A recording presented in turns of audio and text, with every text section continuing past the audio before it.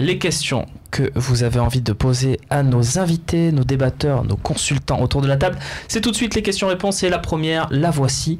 On attaque avec donc une question de MGM69. Savez-vous ce qu'écrit en permanence Garcia sur son banc?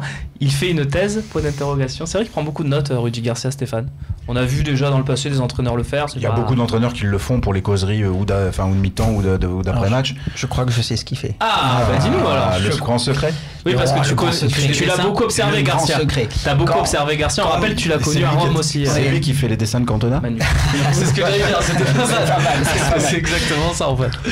Il note quand une consigne, un échange entre deux joueurs par exemple, voire trois, travailler à l'entraînement n'est pas appliqué pour s'en souvenir. Il dit je sais pas, donc je prends un exemple hypothétique. Vas-y. Si quand Sakai a la balle, Thauvin doit faire ça, et si au lieu de faire ça, il fait ça, il note. Et bon, pensez à dire à Thauvin que sur ce coup, il a pas fait ça. Il doit avoir des cahiers bien remplis selon les matchs.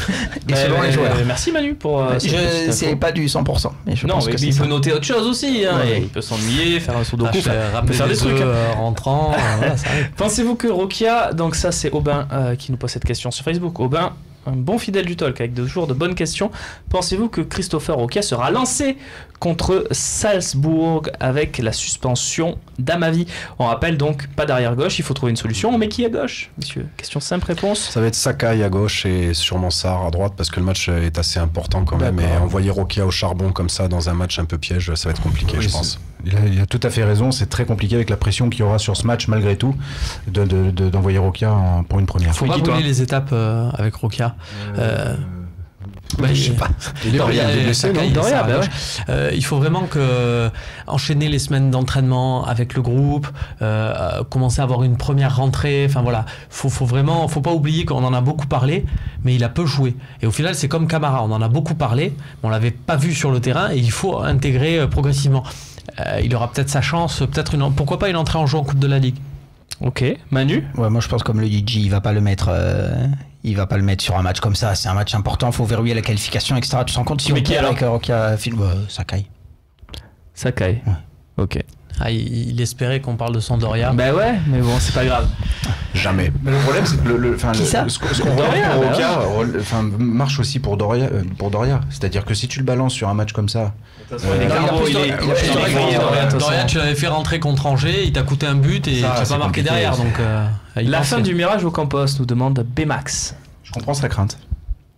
Moi, je pense pas que ce soit la fin. C'est-à-dire que là, effectivement, je pense qu'il ne doit plus être titulaire. Mais c'est un battant et Dieu sait qu'on aime les battants. On aime les battants. Et je pense qu'il va refaire surface. C'est-à-dire qu'il va retourner sur le banc sans état d'âme, il va bosser dur. Et il y a un moment donné où on va avoir besoin de lui. Et si ça se trouve, c'est ne serait-ce que dans 3 semaines. Ah, tu dis il va retourner sur le banc. Vous êtes sûr qu'il joue pas dimanche au Campos? Parce qu'il est quand même souvent fidèle à son 11 fort, Rudy Garcia, non Manu? Ouais, mais il y a 10 matchs en un mois. Donc il va faire tourner. Moi, je pense pas que ce soit la fin du mirage au Campos. Et parce que au Campos, c'était pas un mirage. Au Campos, c'était un joueur solide. Il va faire un petit tour sur le banc et voilà, s'il garde ses vertus de combat, il va récupérer des forces. Voilà, il a un état d'esprit irréprochable. C'est pas la fin du mirage, mais il a peut-être besoin de souffler un peu et de faire tourner, parce que là, il tire un peu la langue. Très bien, messieurs. Question suivante. Seb Plisken sur le forum. Doit-on craindre un plan anti-Gustavo chez nos adversaires? C'est compliqué. Alors, d'un point de vue stratégique, c'est compliqué parce qu'il joue quand même. S'il est un peu emmerdé, entre guillemets, il peut descendre un peu plus bas. Et puis surtout, c'est comme les gens qui voulaient faire des plans. Alors, toute proportion gardée, attention. C'est comme les gens qui voulaient faire des plans anti-Pirlo. C'est très compliqué de faire des plans anti-Pirlo parce que va lui prendre le ballon.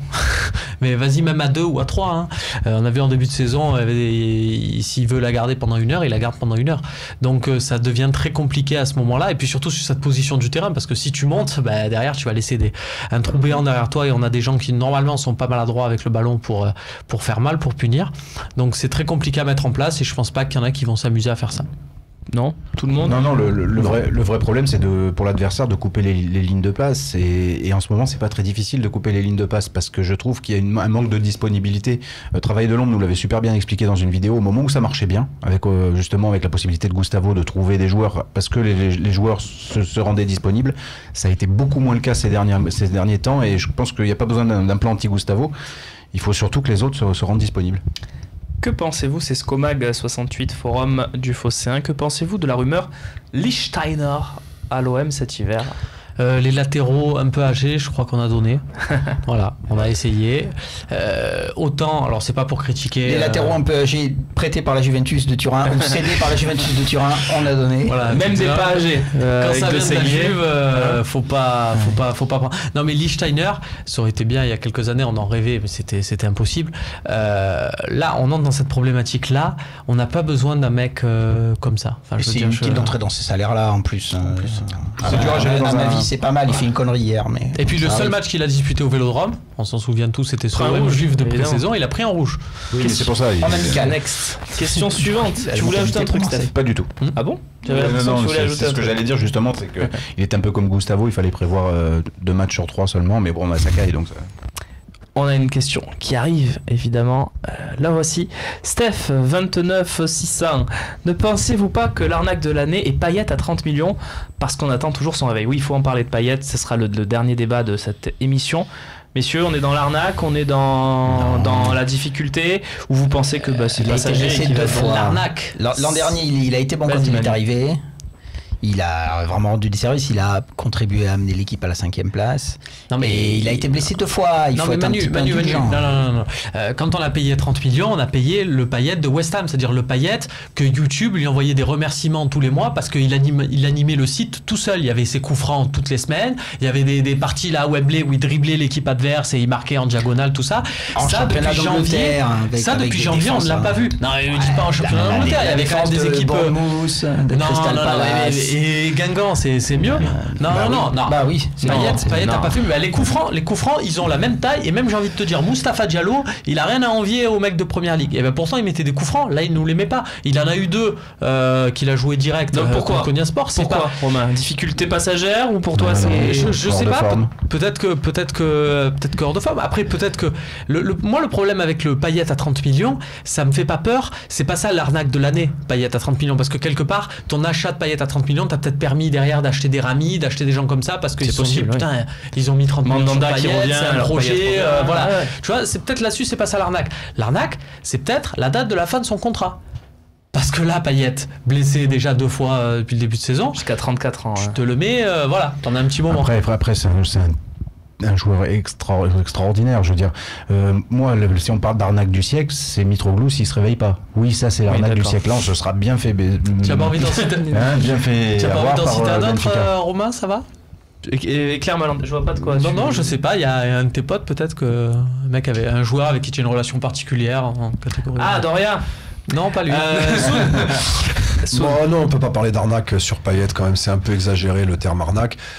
Il a été un peu décevant sur quelques prestations. Après, il nous a sauvé la mise quand même l'an dernier. C'est lui qui a participé à la remontée à la 5e place. Je trouve qu'on l'oublie un peu vite. Après, but et passe décisive, ok. Une fois, j'étais venu à un taux, j'avais parlé de l'avant-dernière passe qui est extrêmement importante et il est très important dans ce rôle-là aussi. Et il l'a encore fait contre Konya Sport, on l'a vu tout à l'heure. Voilà. Alors oui, on peut attendre. On a complètement le droit d'attendre bien mieux de Payet, mais arnaque. T'es pas inquiet, toi? Non, je pense que c'est quand même un excellent joueur, comme l'a dit Stéphane. Et un excellent joueur, le temps qu'il récupère, il va avoir la trêve qui va arriver, il va bien se reposer et peut-être qu'il va nous faire une deuxième partie de saison. On a Stéphane et Manu qui veulent parler, faites-le très rapidement. Alors, il joue très gros, il y a quand même une Coupe du Monde à la fin de l'année et il va falloir qu'il sorte les doigts. Il y a du monde, ouais. Je pense que les gros joueurs comme lui, ça se réveille, que sa fierté est piquée et qu'il va faire des gros trucs. Très bien, messieurs, on regarde le résultat du sondage qu'on a lancé en tout début d'émission. Qui voulait voir en pointe contre Guingamp dimanche au Stade Vélodrome, et Clinton NG est pas loin finalement d'emporter la mise, mais c'est quand même Costas qui est. La vraie info, c'est que Germain. Ouais, c'est exactement ce que je me disais. Germain est pas du tout out, 24%. Ah, j'allais dire, il est quand même décroché des 2 autres. Il est décroché. Moi, je pensais qu'il aurait presque rien quand même. Ouais, mais il y a une cote qui reste forte. Valère Germain, évidemment. La hype Germain est toujours là pour 24% de nos suiveurs. Merci de nous avoir suivis. Merci à Soun et à Manu d'avoir été nos invités aujourd'hui. Stéphane, Romain, à très vite sur le Phocéen. Et nous, on se retrouve dès lundi pour un nouveau talk où on débriefera évidemment Guingamp et on parlera du match suivant et on fera ça pendant encore quelques semaines puisqu'on est dans le grand rush. Salut.